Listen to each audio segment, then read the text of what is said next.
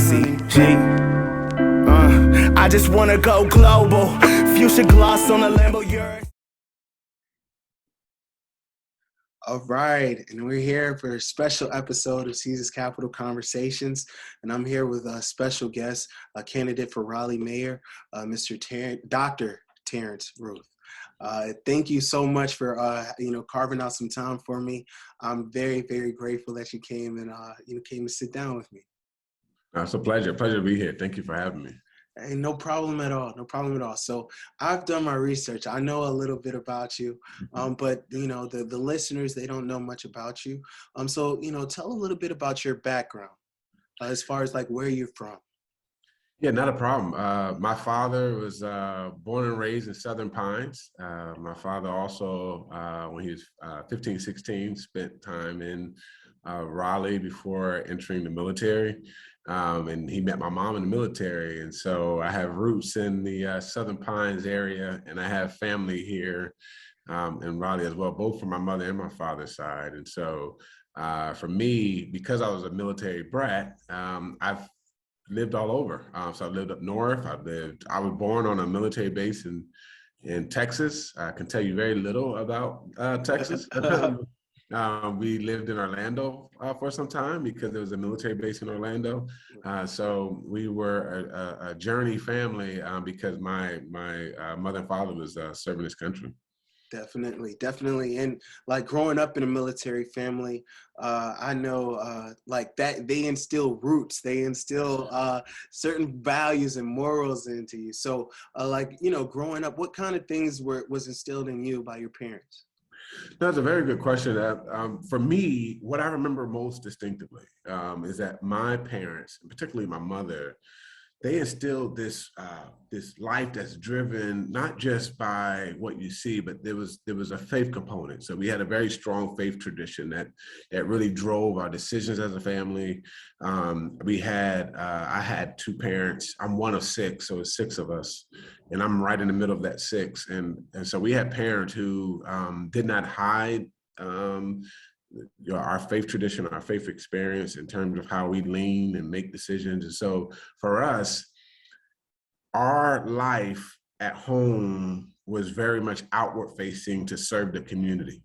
So we had a family who were talking about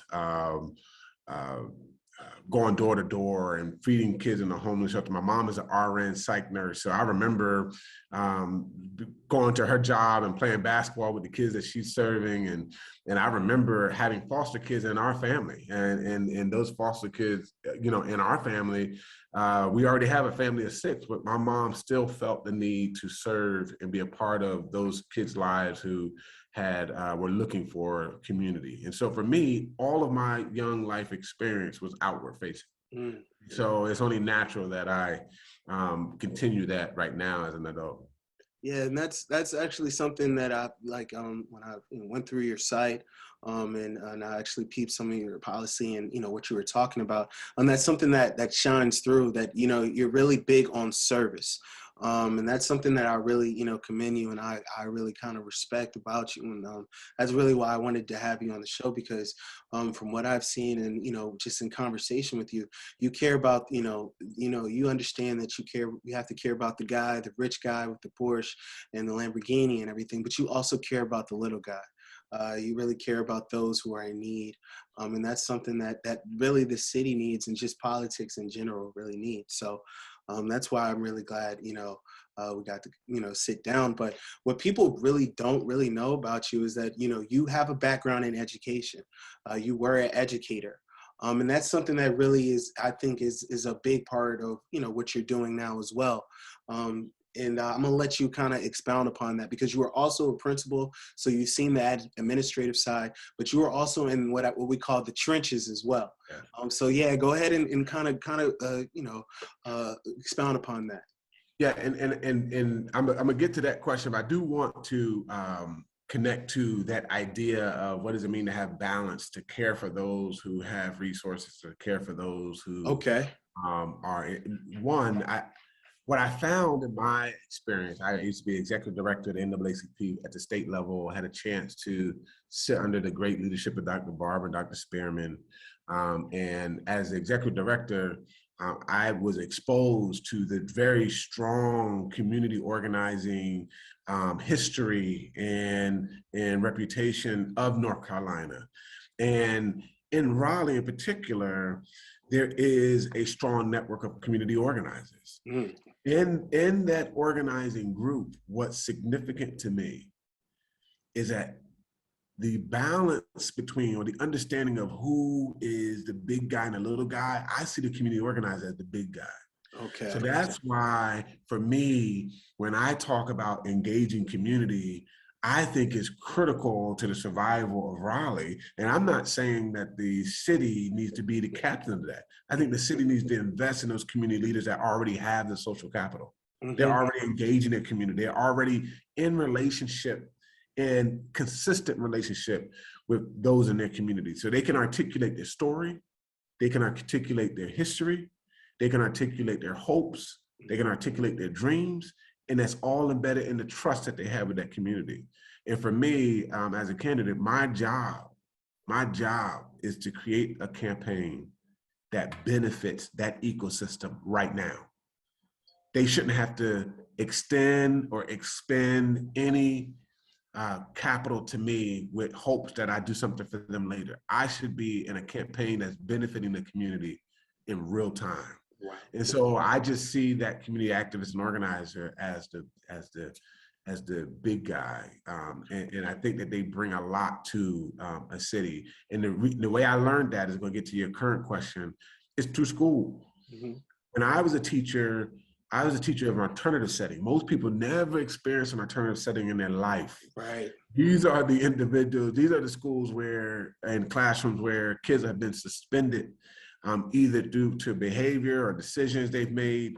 And so they send them to classrooms like my own or schools like the ones I had. And that's pretty much been my entire career serving these communities. And what you see certain patterns. You see a high trend of African-American students. You see a high trend of African-American male students. You see a high trend of those experiencing low resources or low access.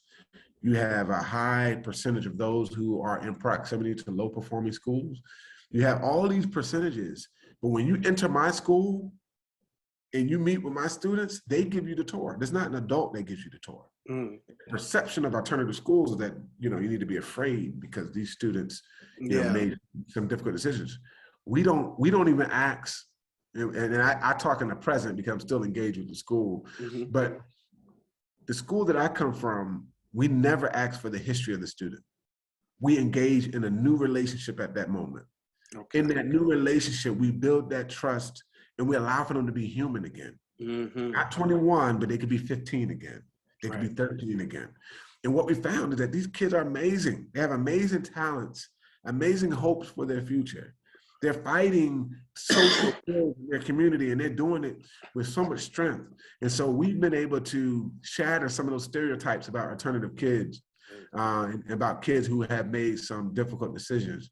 And when you go to this school now, it's still up now, it's still an amazing school right now. And it's AMI Kids Infinity Wake. Okay. And AMI Kids, the students are very impressive. If you go there, they give you the tour, they tell you what their hopes and dreams are, they tell you what their careers are, and they are in a school setting that embrace all of them, their history, their future, their now, their grandmother, their mother, their father.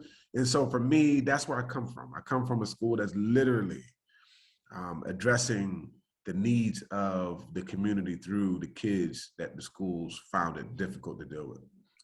Right. And like you were saying earlier when you were talking about, being there for the community in real time, I kind of want to expound upon that. You're doing some work with United Way. Kind of go into little details on what you are doing real time right now, because that's something that's different. A lot of candidates, they talk about what they'll do in their first 100 days, what they have planned, but you're actually doing it right now as we speak. So that's a change for me. So can you talk a little bit more about that for me? Yeah, so we are really positioning our campaign on this philosophy called human-centered design. And in the human-centered design, we're really centering the experiences, the hopes, the dreams of the people who live in the city. And those hopes and dreams do not stop for a campaign. They continue. And so most of the time, people have to extend their resources, no matter what it be, time, volunteerism, efforts, money for a campaign. And with hopes that that particular person wins, or if they do win, that they actually come through on their promise. But we thought that a more meaningful and efficient campaign would be one that actively benefit the community right now. Okay. And so everything we're standing for community activation. We're standing for affordability. We're standing for small business support. And underneath that small business support, you know, what does it mean to care for low-wage workers? And so for us, we're not waiting till next year. We're actively convening small businesses right now. We're actively convening investors around affordability. We're actively convening individuals around what do they want to see in terms of community engagement. And right now, we want to roll that out so that it benefits the community right now. And so for us, we're not waiting. We don't see this campaign as being inward facing, where we benefit from the hard work and the lived experience from people in the community. But we see this campaign as being something in which we are students of the community, right? In all communities. But for the most part, we want to make sure that we're filling the gaps that exist right now. And we know that in Raleigh, we have a long line for low-income housing. Right. We have a 99% occupancy rate in the housing authority. We have a 3-year wait for DHIC, which is the largest affordable housing developing unit in the city of Raleigh. We have eviction notices that are going out right now, and people are being evicted right now on top of the waiting list that I was telling you about. We have a homeless coalition that is saturated at the moment. We have an epidemic that's impacting communities at the moment. So right now, I think that's where our urgent focus should be. And so that's why our efforts are looking at those who are underserved at the moment. Okay, that's awesome. That's really awesome. And I think, you know, kind of one thing that's a major hurdle in local elections is kind of an uninformed constituency, right? You have a lot of people that really don't know the ins and outs of local government. They don't know the different roles. They don't know, sometimes they don't know when the election is, what is your way of combating that and kind of getting out there in front of the people in different ways, especially like, some of the audiences that may not be normally engaged in local politics? This is an amazing question, and I'm glad that you asked it, because a campaign is temporary, but an informed citizenry is permanent. And for me, I want a campaign that is going to, again, contribute to the lives of people right now. So what we have coming down the pipeline, well, first, what we're doing right now, we have events that we put on, and we call it the Truth Tour. On these Truth Tours, there's no door entry fee like you would see in a normal campaign. Everybody's invited. What we're seeing at our events are people who've never been to a campaign event before. We're putting our events in neighborhoods where people have never held a campaign event before. We're putting our campaign events in venues that have never held political campaigns before. We are allowing people who've never had a chance to taste this experience to taste it. And for us, we think that's the #1 entry. Yeah. Being approachable and accessible to people who would see this as distant or beyond them. Yeah. We are campaigning in a different way. We have everything we do, from the logo you see design to our t-shirts to the event itself, we're supporting small business. Okay. The vendor who created our t-shirt is at the event. Okay. The person who is owning the venue space, they're at the event. Wow. The individual who is playing in the band is a local artist. We're not talking about it. We're literally right now engaging in small business support right now, and we are engaging in a new way. And it's giving the people a chance to see that this is something that they can do, they can participate in, that is real, that is accessible, and that they have the power. They are the empowered unit. I'm coming as a servant of those who are voting, and they have the power. And so building on that, our goal is to really engage those who are doing this work already. There's amazing groups across the triangle that's doing the work of early registration, of voter mobilization, of voter education, and also I would say of more importance right now is voter ID. So you have groups that are doing those four right now. Our goal is to consolidate their efforts throughout the campaign during our 2020 tour so that people can come and be registered right on the spot. Right. So they're not coming just to be entertained, but they're coming to be registered. Then now after that, each tour stop is on an issue. We're going to talk about issues and not just hearing from the candidate, but also bringing in experts so that they know what they're voting for. And so we're really trying to change the way people consume knowledge around politics, especially local, where they don't know what a mayor does versus a council member versus a city manager. Right. And so what we're doing is we're rolling out some micro videos. The micro videos just share the difference between the mayor and the city manager, and how the mayor is part-time, and they have a full-time job. So what does that mean for the focus on issues? We have a full and part-time city staff. And so what does it mean for them to be able to focus on issues? Raleigh is growing to become a very, very significant city in the South. What does that mean for the future of office here? I know that they're working on, increasing the salary for the mayor and the city council, and then possibly adding a council seat. And so what does this all mean for the person that's going to school, that's going to work? What does it mean for the housing market to have a huge bubble and then we pass ordinances? And what does it mean to pass resolutions? How does that impact you? How do you get involved? How do you get involved in city council meetings? Right. Why is it important to know who your city council member is? Again, the mayor's a vote. The mayor has a vote. The council has votes. These votes help pass policy. But the implementer of that policy in the city of Raleigh is the city manager and their staff. So don't make those individuals invisible. They're important. Know who they are. Know your planning commission.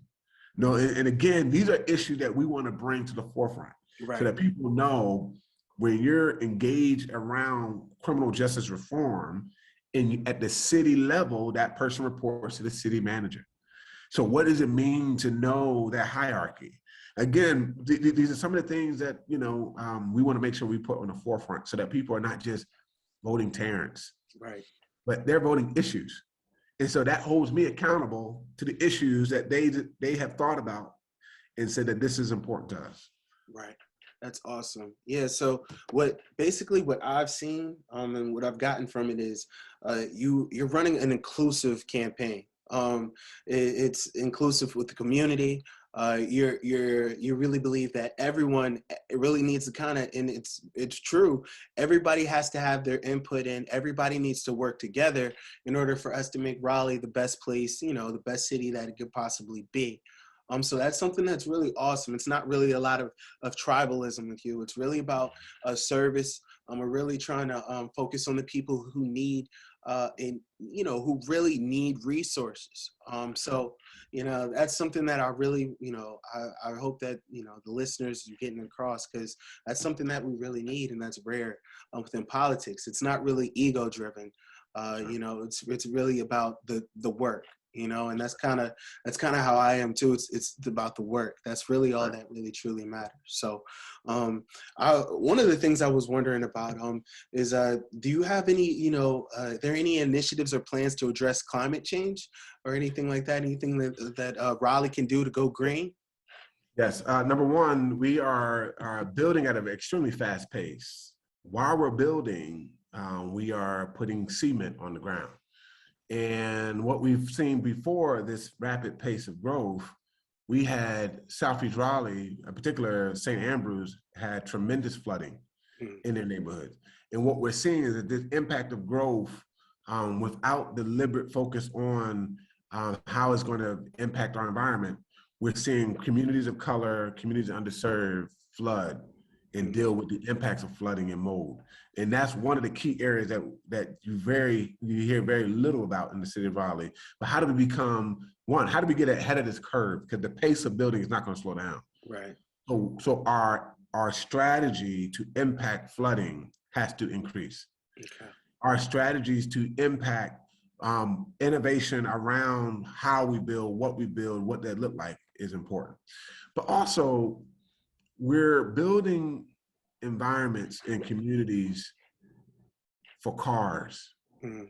And one thing that I think the city council have at least brought up in their narrative is to look at smaller zones or districts where people can walk, in smaller neighborhoods where people can walk. They call it the 5-minute walk. So that walking becomes the main method of communication, so that we don't have people that have to be dependent so much on buses or cars to get to work. Right now, we don't have that transportation infrastructure, right, to where people can get rid of a car and still be fine. right. So right now, that movement to make neighborhoods and communities smaller, I think it's also linked to how we see the environment itself. But the very last thing that I think is significant, we have so many parks in the city of Raleigh. Mm-hmm. What does it mean for those parks to become the center of human engagement? And right now, there's several communities that don't even know that the park is there. Right. And there's so many communities that don't even engage in that space. So what does it mean to make the park the center of engagement for communities that traditionally do not engage in with spaces that have green spaces, biking, et cetera? So for me, I think cars becoming less car dependent is one big area. Number two, taking advantage of the many parks we have, which means that we must make the parks a place to be. And then number three, I think we need to get ahead of this pace of growth and building when it comes to cement and flooding. Definitely. Something that I was always, that's always been, that's kind of an issue that I really want to focus on is, like, a lot of times in these, in communities of color, there's not a lot of green spaces. There's not a lot of, there's a story out there that communities of color are hotter, temperature wise, just because there's so much cement, there's so much concrete. Is there a way that we can, is there anything that we can do to kind of change that or alleviate that or, address that in any type of way? I believe Raleigh just hired one of the leaders in Parks and Recreation, and it's a Black male, and he's coming, I believe, from New York. Hires like that, I think, is significant. Okay. Because there's one thing to, and I actually became a student of a local expert who's African-American male, who is one of the leaders in Park and Recs as well. And he talked about the history of Black culture and how we come from an appreciation of land, appreciation of soil. Our history is sort of embedded and saturated in that. And so the narrative that is not of us seemed foreign. Mm-hmm. And so he calls it a returning to. And so what does it mean to return to being comfortable and saturated in the land, in the soil?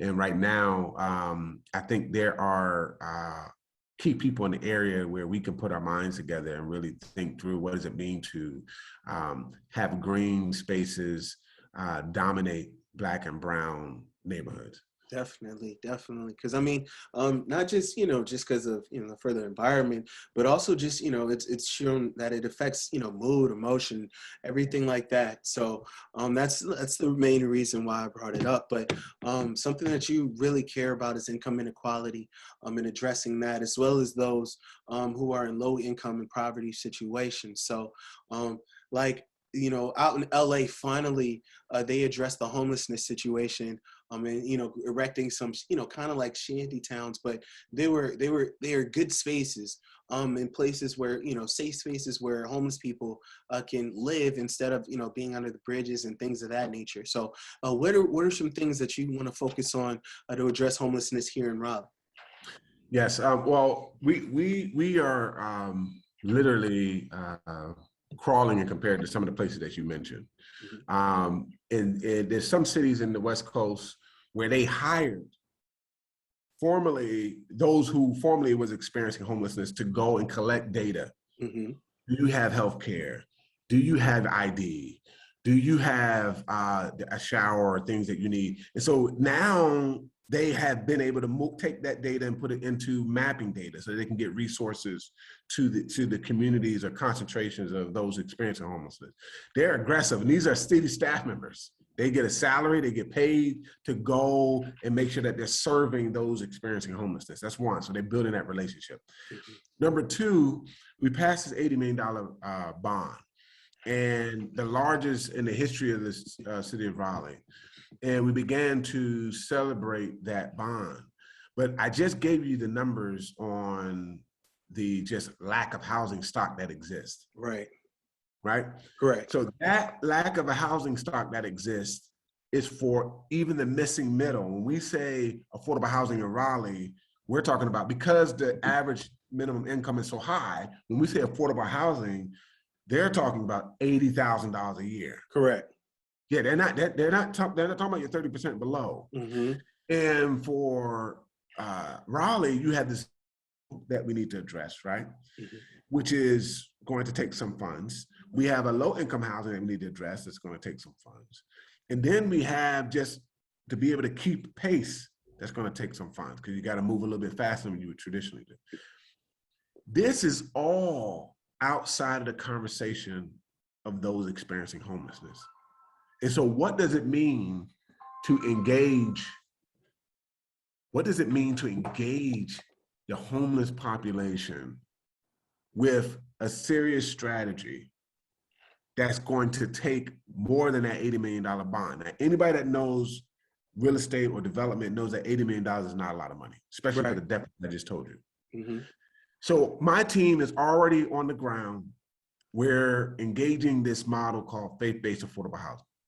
This faith-based affordable housing is leveraging property, land, and assets owned by faith institutions.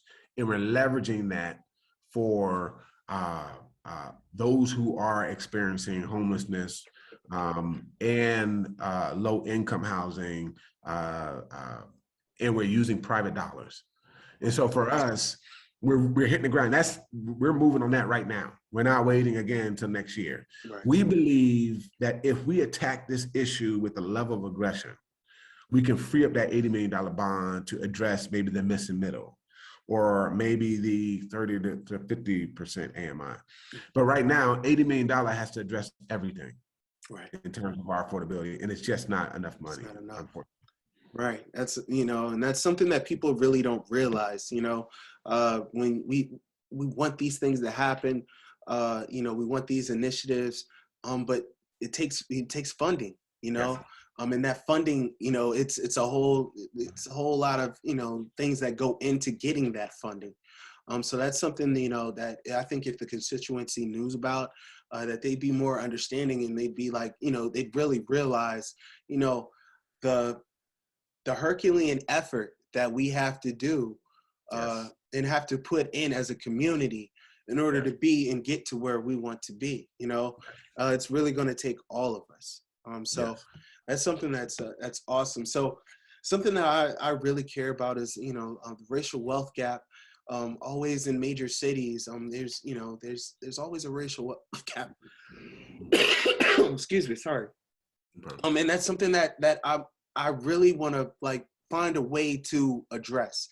Do you have any ideas or anything any initiatives that could help address this, or do you have any plans to address this?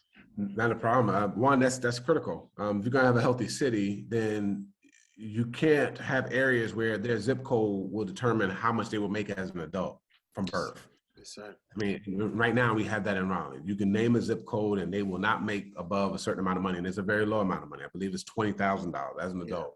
Yeah. And so for me, for a city that's growing and thriving this much, to not put focus on that particular issue is pretty unfortunate. So there's several things. One, we're already convening small businesses. Small businesses is the number one employee of those who are trying to get out of poverty into a comfortable lifestyle. So they are now working on strategies to combine their efforts to give not just 15. We had people in the city of Raleigh, small business leaders in the city of Raleigh, giving $20 an hour, 18, and I'm talking about from door to door. That's from dishwasher to chef. I'm not talking about just chef. I'm talking about these people are doing some amazing things.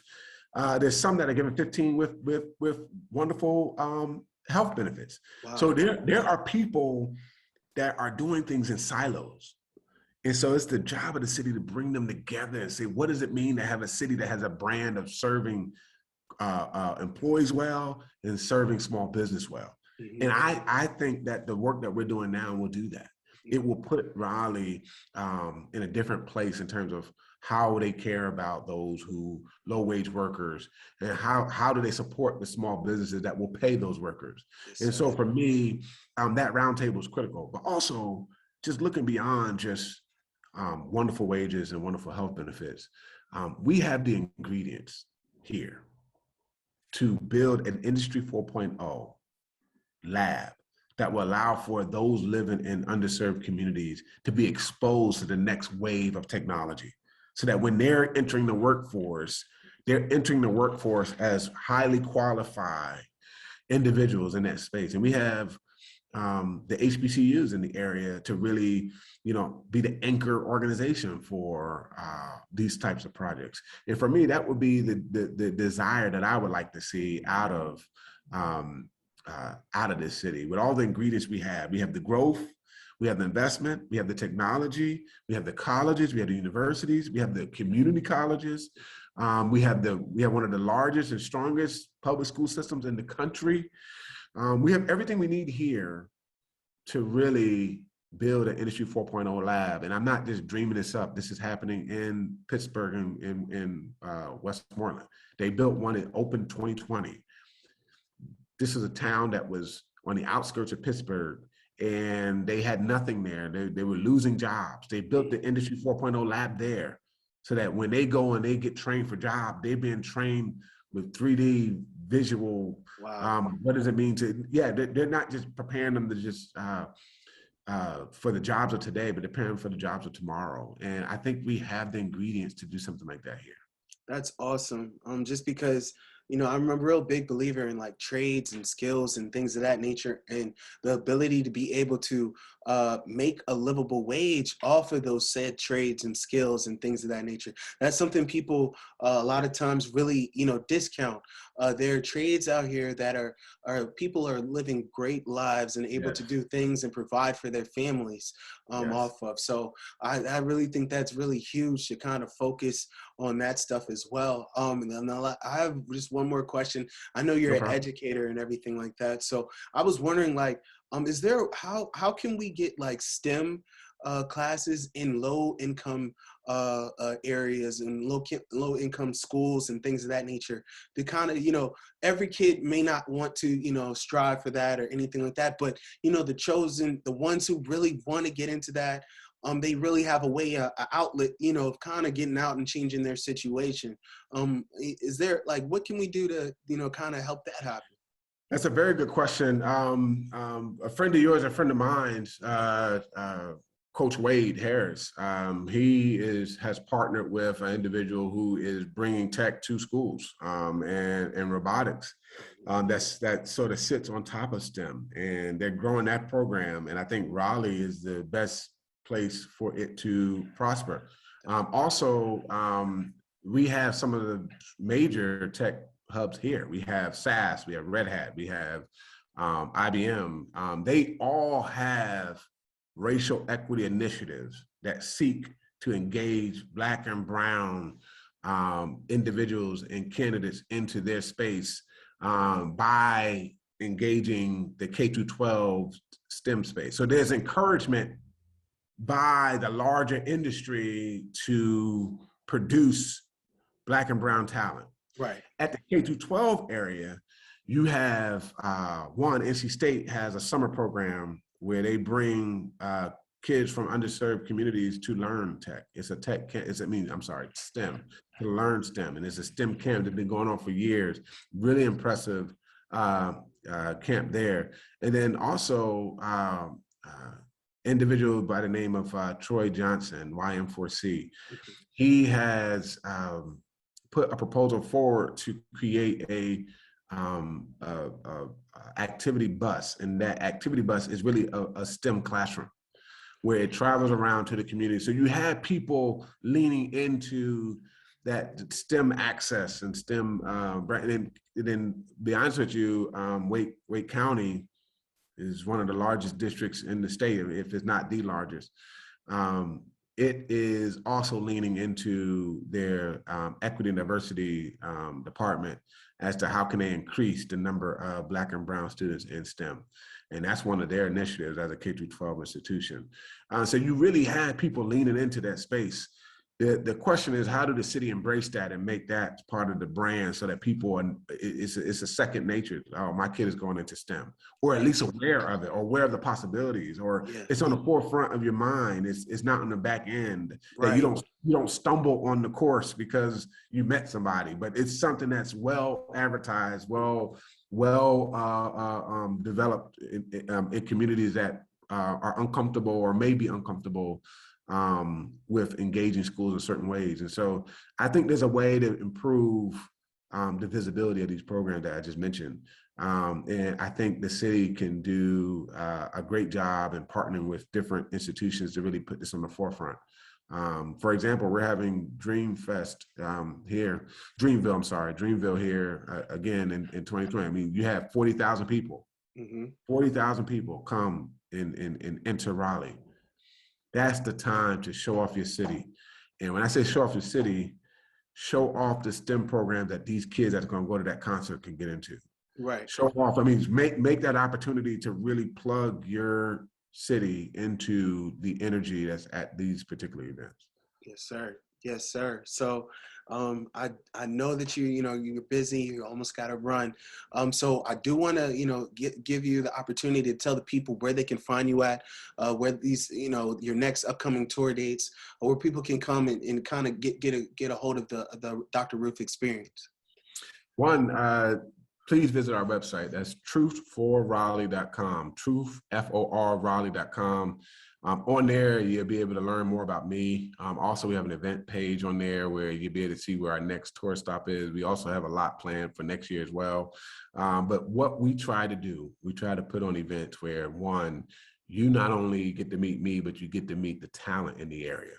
And so whenever you come and you be a part of any Truth Tour event, what you're going to see is local talent. And that's all we want to do. We want to promote those who are already doing the work, already engaged, already plugged in, already making the city beautiful. And so for me, please visit our website. We'd love to have you volunteer. We'd love to have you donate. And also would love to have you share it with 3 or 4 other people.